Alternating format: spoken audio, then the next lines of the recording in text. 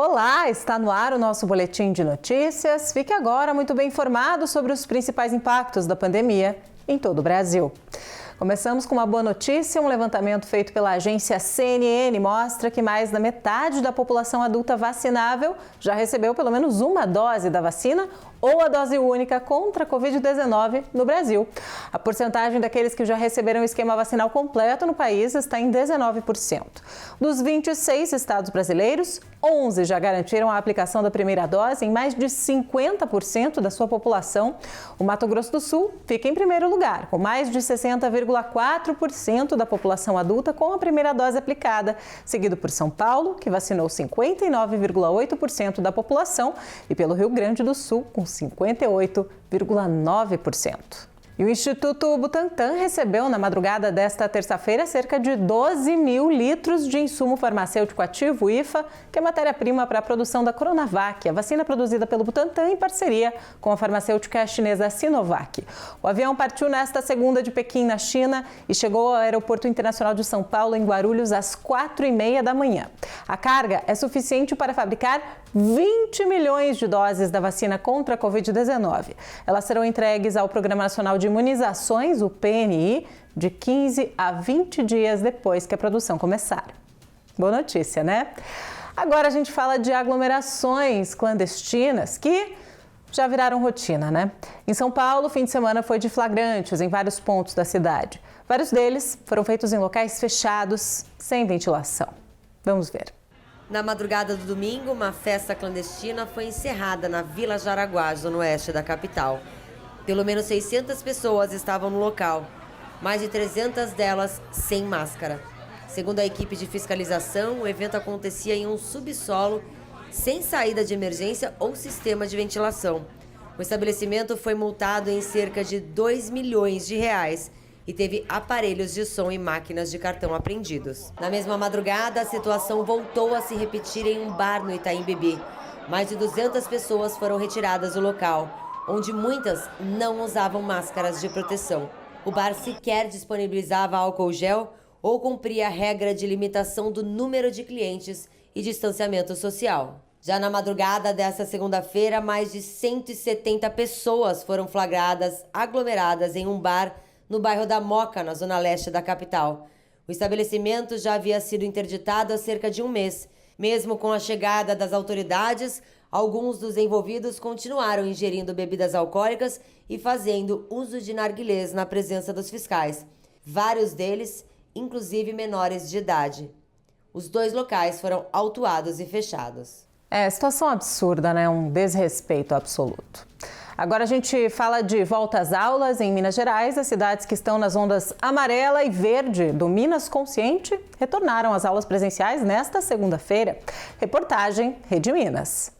Foi difícil controlar a ansiedade dos pequenos no primeiro dia de aula, depois de quase 1 ano e meio longe da escola. Me acordou, né? É raro, né? O filho acordar os pais nessas horas assim, mas aí como ela estava muito apreensiva, assim, na expectativa, aí deu tudo certo. Muita saudade, muita saudade. O período sem aulas presenciais foi complicado para os alunos, mas também para os pais, que precisaram se reinventar. Em casa eu me tornei mãe, me tornei professora, né? Tudo junto. Então estava muito complicado já administrar isso, porque já estava ficando muito cansativo. A Sofia aproveitou a oportunidade para rever os amigos, mesmo que não tão perto. Na sala de aula, ela pôde fazer uma redação sobre a volta ao estudo presencial. Eu tô ansiosa, né? Tô feliz. A expectativa da Secretaria Estadual de Educação é que cerca de 60 mil alunos voltassem às aulas presenciais em 751 escolas em Minas Gerais. No entanto, para os pais que não se sentirem confortáveis, o sistema remoto de ensino segue disponível. E as teleaulas também estarão presentes na telinha da Rede Minas.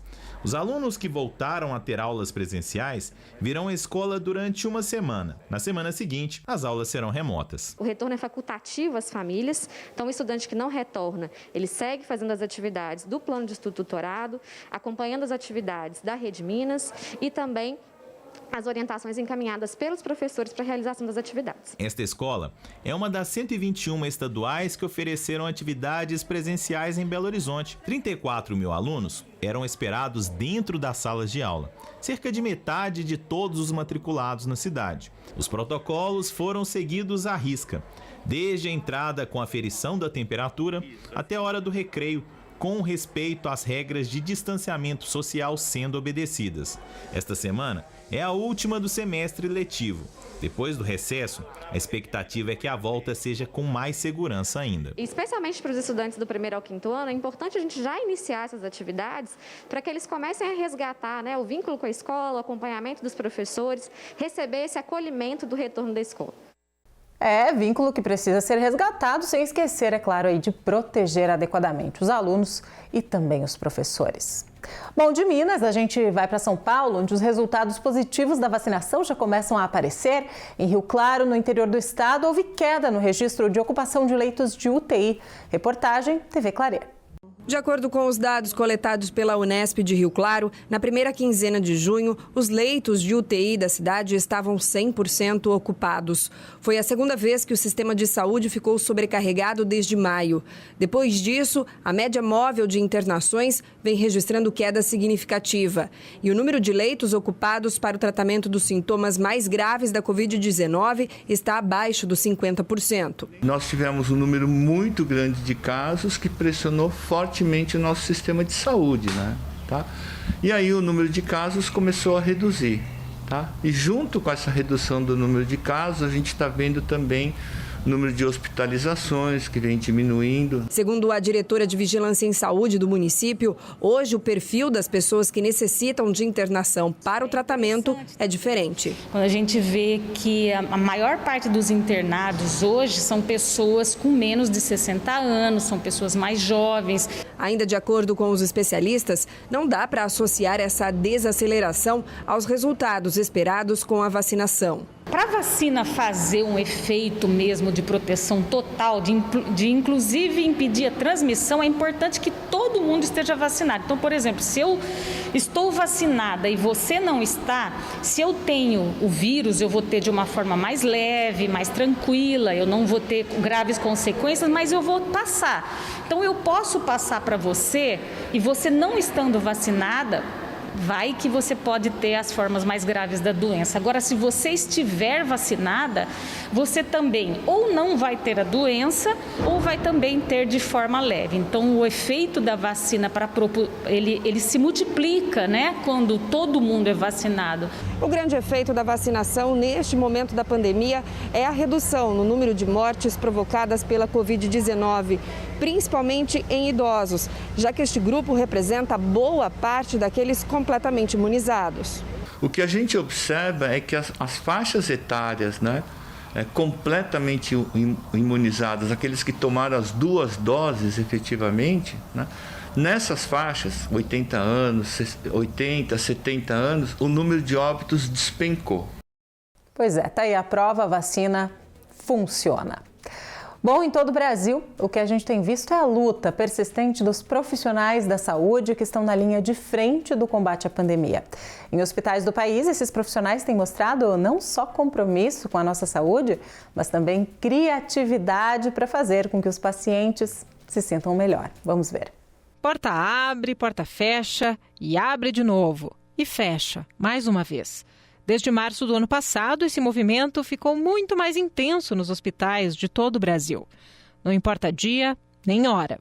Quando algo não vai bem, é para lá que a gente corre.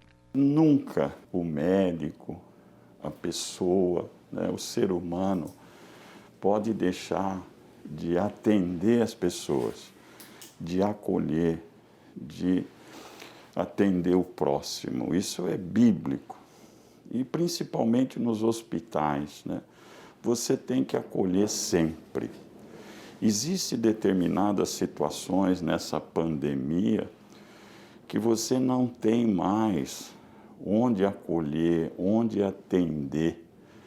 E isso é uma coisa triste. Operando com ocupação acima dos 80% por meses consecutivos, é nas UTIs que os profissionais põem em prática sua máxima dedicação e, na hora da dificuldade, tem elaborado soluções criativas e eficazes para amparar os pacientes que sofrem.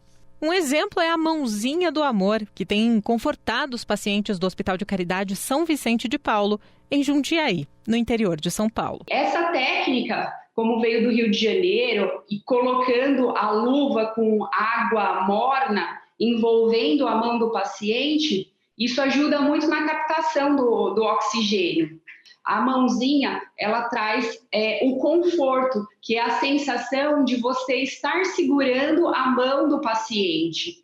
E a equipe sentiu muito isso, porque a gente trata esse paciente COVID não como mais um paciente. Esse paciente ele já não tem contato com a família, não tem contato com pessoas próximas. O único contato dele somos nós, a equipe. Então, é uma maneira da gente poder transmitir um sentimento, um carinho, mostrar que ele está ali, ele não está sozinho, nós estamos ali o tempo todo. Preocupação que os profissionais do Hospital Nossa Senhora das Graças de Curitiba também têm. E para celebrar a vitória daqueles que conseguem superar a doença, tiveram a ideia de plantar a vida. Dedicação que se mostra visível de muitas formas.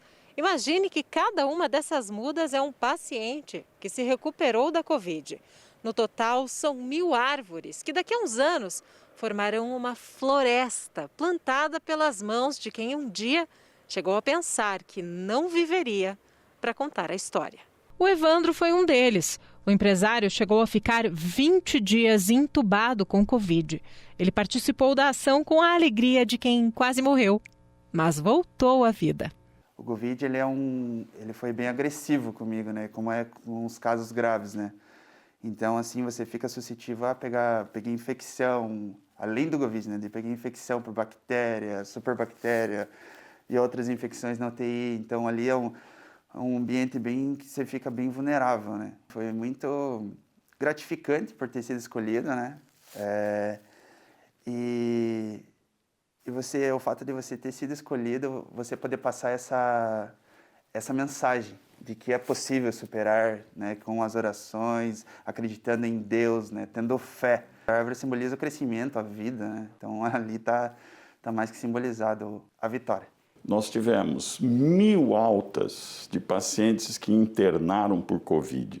Se internaram, eram doenças graves já, numa situação clínica grave. Então, uma ideia era homenagear, né, esse feito, essas pessoas que saíram, né?